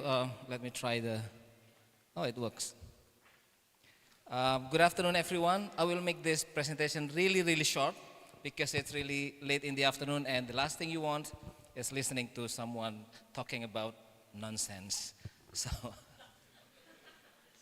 it's about, my presentation is about GenAI and democratic resilience in Southeast Asia. This is just a short introduction about myself. My name is Abdul Gaffar Karim. From this very faculty, I'm from the Department of Politics and Government. And in this session, I'm going to take you to look at the and beyond elections moment. Although I'm going to talk about elections at first, but I'm going to ask you to look the things beyond elections, and look at how the things are really going on in the electoral process with regard to the AI. So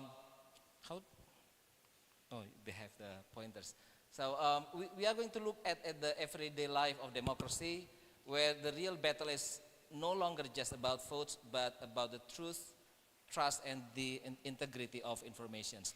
We have been talking about the deepfake. I'm not going to talk about that in more details, but I can tell you that internet, and for that matter, the AI, are not created for democratic purposes.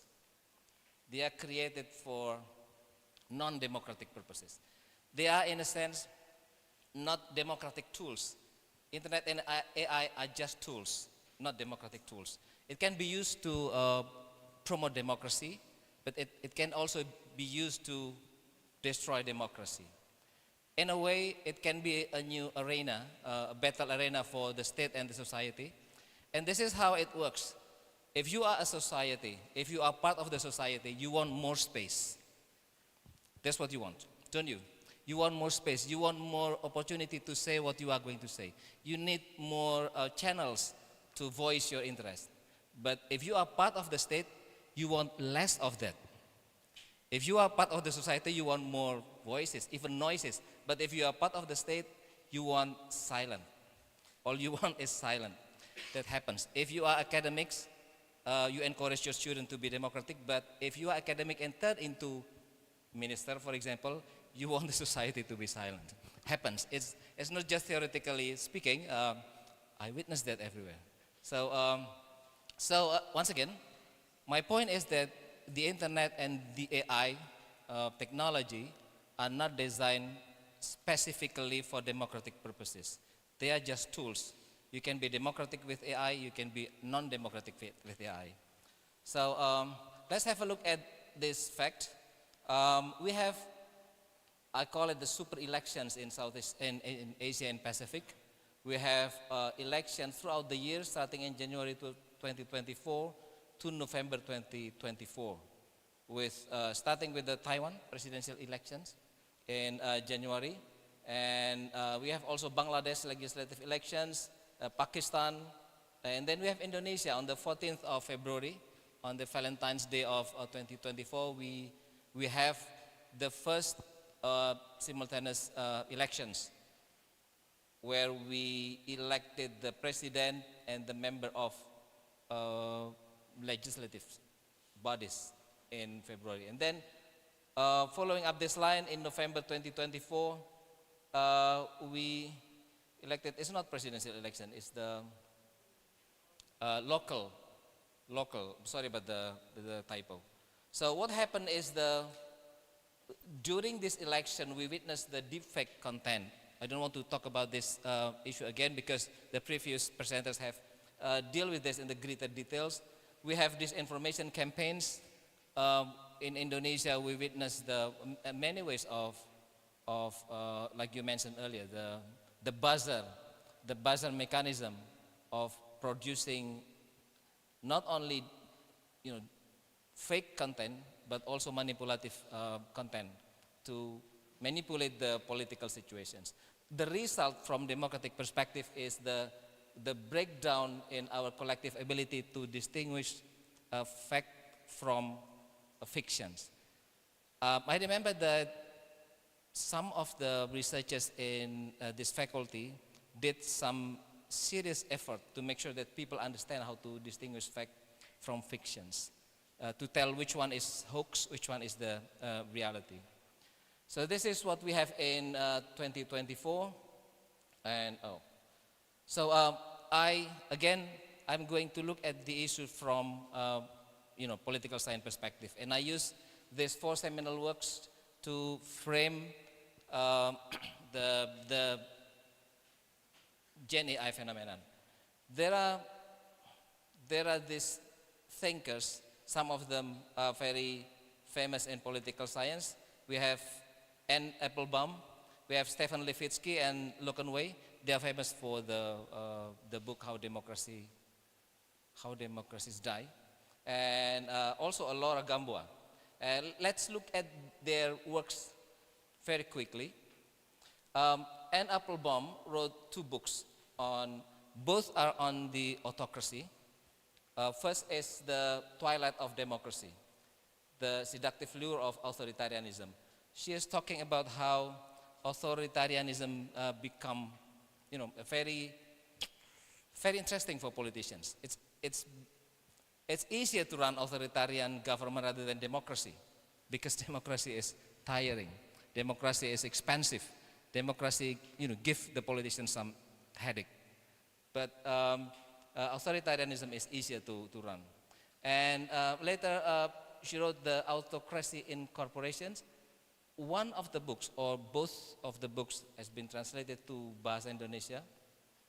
Basically, what we can subtract from these books is the argument that information manipulation is the ultimate weapon of modern autocracy.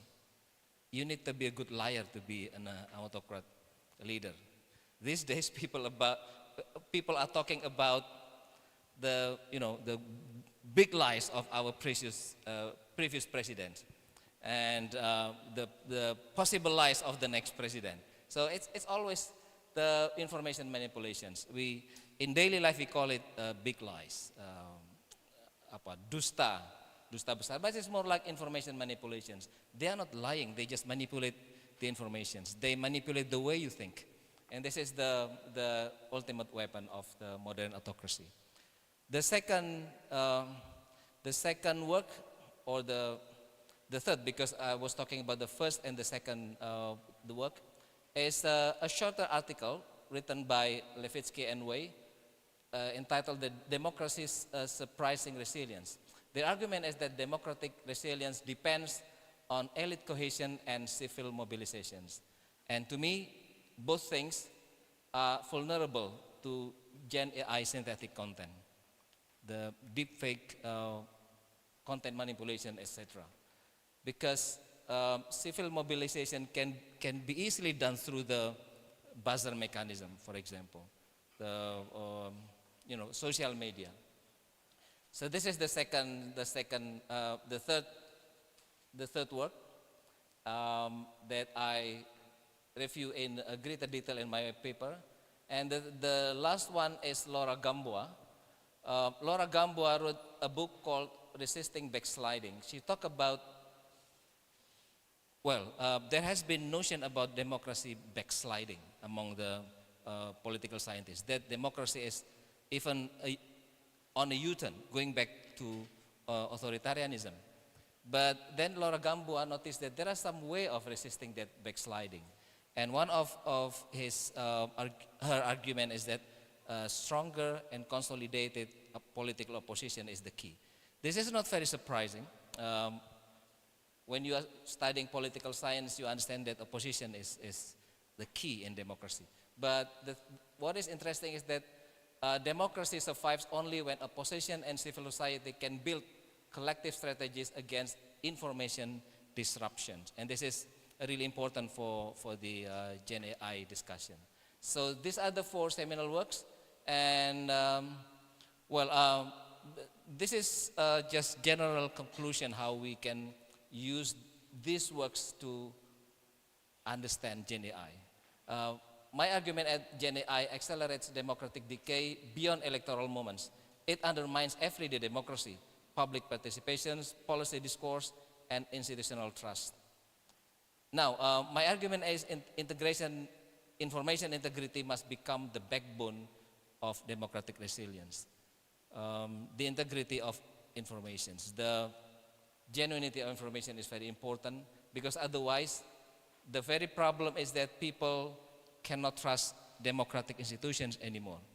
Today, the Vice Minister of Manpower was arrested by KPK. Only a few months ago, many people will believe that this very person, the Vice Minister, is, the democratic fighter. But only after a couple of months after being a Vice Minister, then he was arrested by the corruption, anti-corruption commission. Have you followed the news today? All right, so yeah, that's the problem. Now, I just want to mention research that I conducted with some partner institutions in 2024. I look at the civil society resilience. I look at how CSO, civil society organizations, face some problems and how they try to solve the problem. There are some issues. First, there are legal repressions against the civil society organizations. There are some restrictions, law restrictions against the civil society. You can be easily, we were talking about the criminalizations of whistleblower, for example. That happens everywhere. There are some issues about funding availability, because many NGOs, many CSO are very dependent on external funding. And today, the government is very restrictive. Foreign fund, dana asing, can no longer fund some activities. For example, if you are foreign institutions and you cannot work on Papuan issues, you cannot fund any activities on Papua. Papua is the uh, easternmost province of Indonesia, still under some conflicting issues. The government also control very closely when you are managing fund on the issues of human rights, for example. It's not easy for some CSO to find necessary funding. There are some internal fragmentation in the society, and this is very typical when the civil society is not consolidated while the state is consolidated through many ways, including, well, for example, just a couple of days ago, the take-home payment of the parliamentary members of Indonesia has confirmed to be, more than 100 million. This is one of the example how the state actors consolidate to each other by providing some resources to each other. And also, there are some deepfake attacks that give some misleading information for the society and also about the civil society organization and other things that has been discussed earlier in this session. My research confirmed all the previous presenters have mentioned. Also, from my previous research in 2024, there are some fragmented response among the civil society when they are facing the state efforts to limit their spaces. And there are some issues. I'm not going to deal with it in details in the sessions. We can do that if we have time in the question and answers. But there are some hope. I noticed that there are some hope, although there has been some not so good news, but we can see some hopes that, for example, this is just 3 examples of some hopes that can be found everywhere. For example, some initiatives in Indonesia shows that civil society is adapting. They try to adapt to new situations. Some platforms provide verification services, digital literacy training, and collaborative spaces for countering disinformation. And I guess we are today for that very reason. So there are still hopes. In Taiwan, good thing I picked Taiwan because you are here. The government startup collaboration enables rapid response to AI threats, demonstrating that public-private partnership can be effective. I don't know if you can confirm that later. And also in the Philippines, for example, a coalition brings together journalists, technologists, and activists to build a resilient information ecosystem. I think the Pilkada.AI also do the same thing here. I should mention Pilkada.AI here. So this is the hope, and I believe there are 3 strategic pillars for Indonesia to solve the problem. I will quickly mention this. First, empowering the regulations, protect activists and promote transparency. We need to have a formal regulations to protect criticism against the government. And this is very vulnerable for the civil society. We need to make sure that we have financial independence. As long as you are dependent to the state, then you will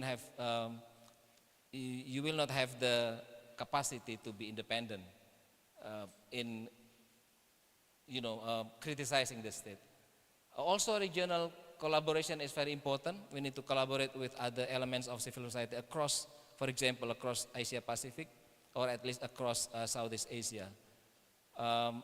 Also, today we have a discussion with the members of parliament from across the Southeast Asian countries, and the new, if you come to Gajah Mada University, you can see the big black building called Gelanggang Inovasi Kebijakan. We had the events there today and yesterday.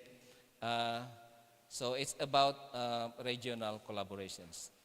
And this will transform us from the vulnerable civil society into a resilient civil society.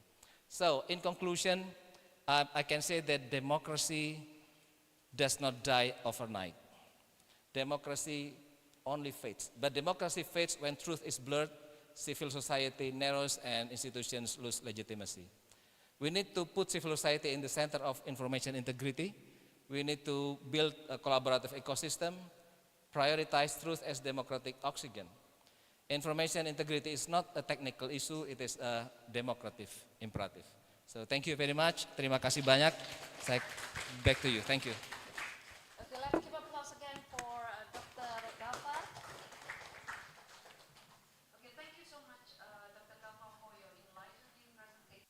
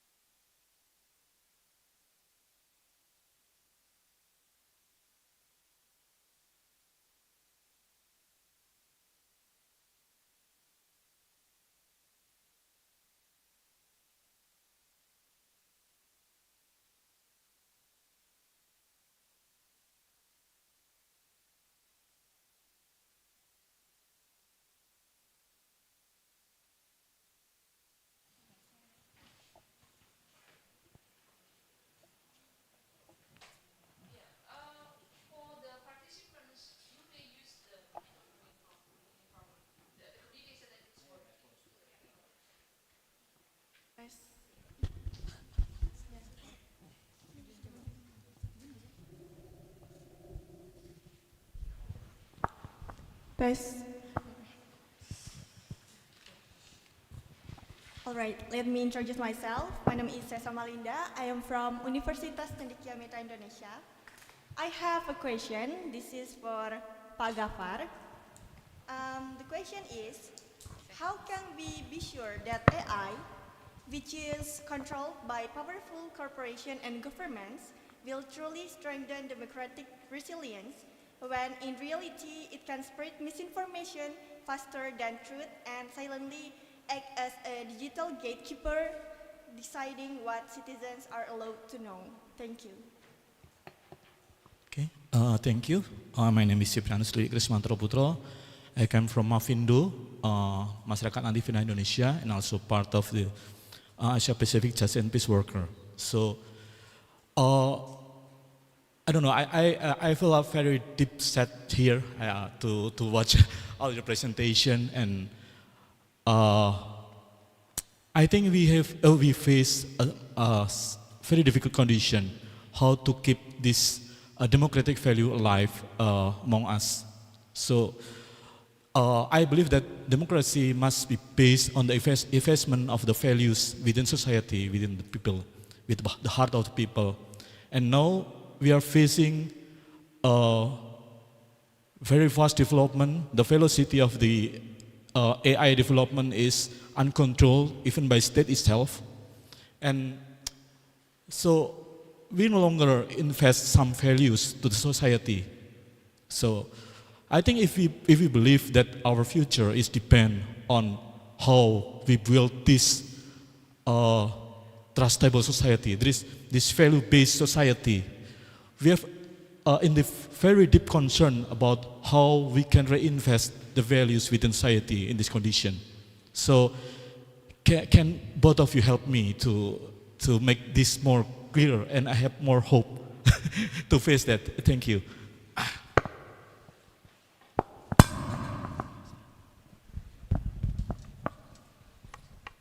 Hello, my question is for Dr. Gaffar. I'm Radi from the Jakarta Post. Thank you so much for your presentation. It's interesting because I also just read an article how, Bu Sri Mulyani just confirmed that something that she said is deep fake actually. So I think it's very topical. And you said that this goes beyond electoral moments. But I'm curious, seeing that in the future we're going to have an election like in 4 years, or considering the campaign that's going to be in 3 years maybe, how dire or how pressing, how grave do you think our race is against the rapid development of AI? Because I would imagine that the stuff that we see that we can realize is AI might not be distinguishable at all in just a couple of months or years from now. Yeah, that's all. Thank you.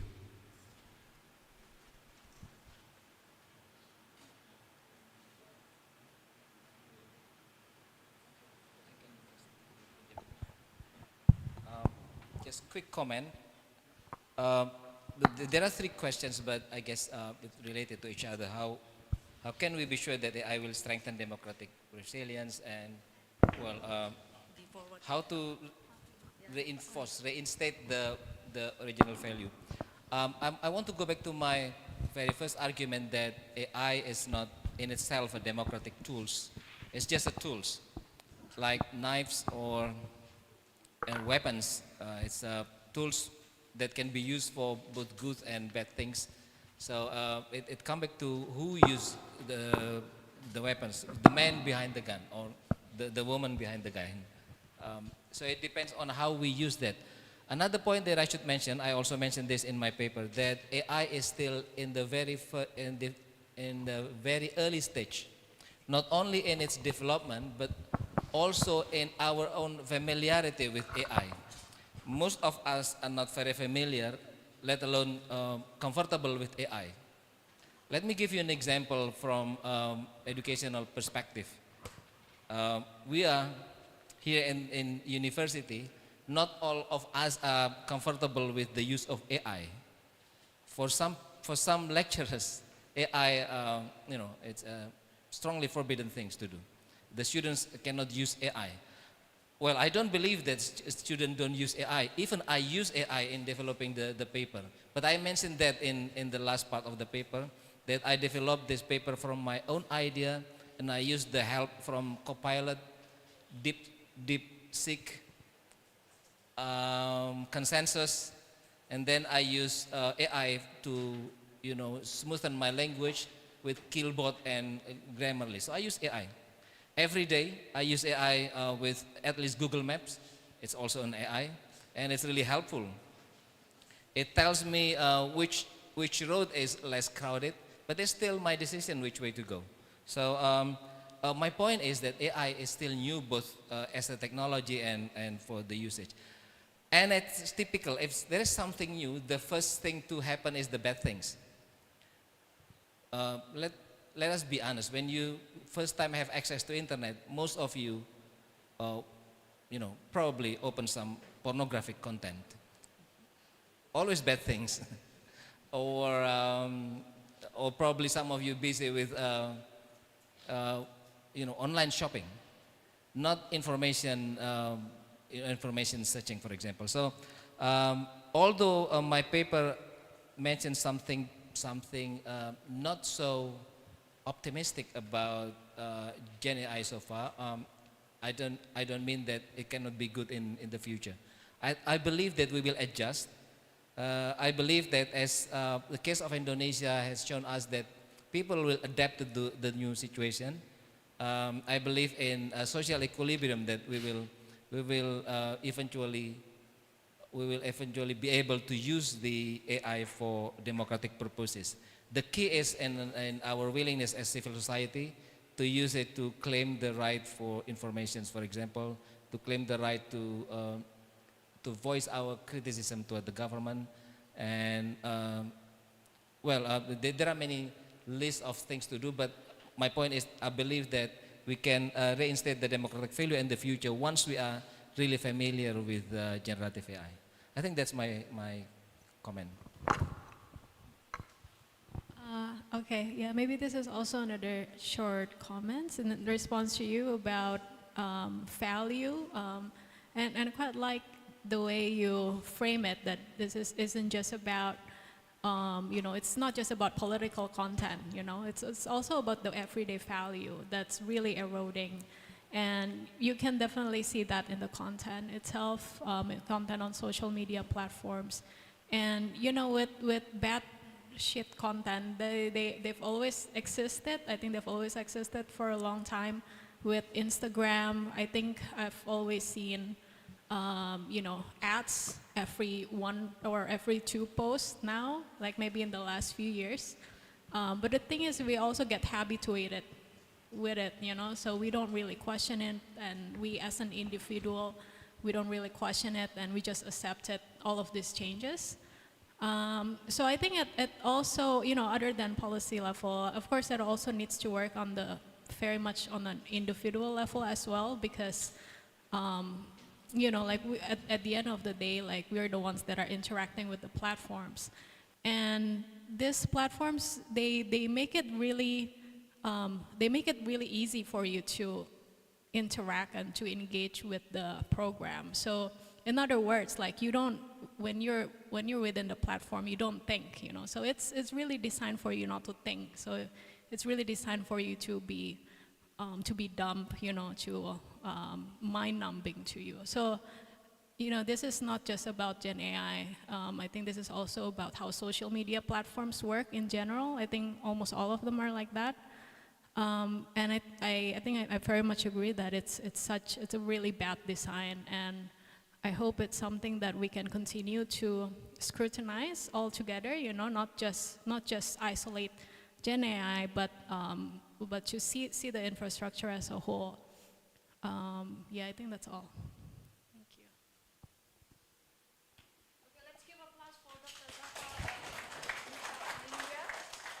As we approach the conclusion of today's panel discussion, I would like to extend an invitation to the speakers, all the speakers, yes, to gather here for their closing remarks for both the in-person attendees and those participating online first, and then for a formal group.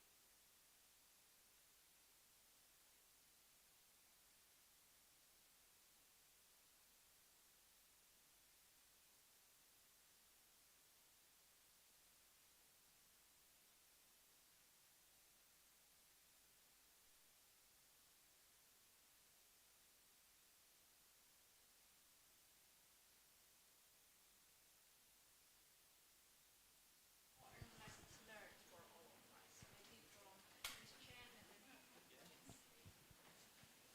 I'm glad.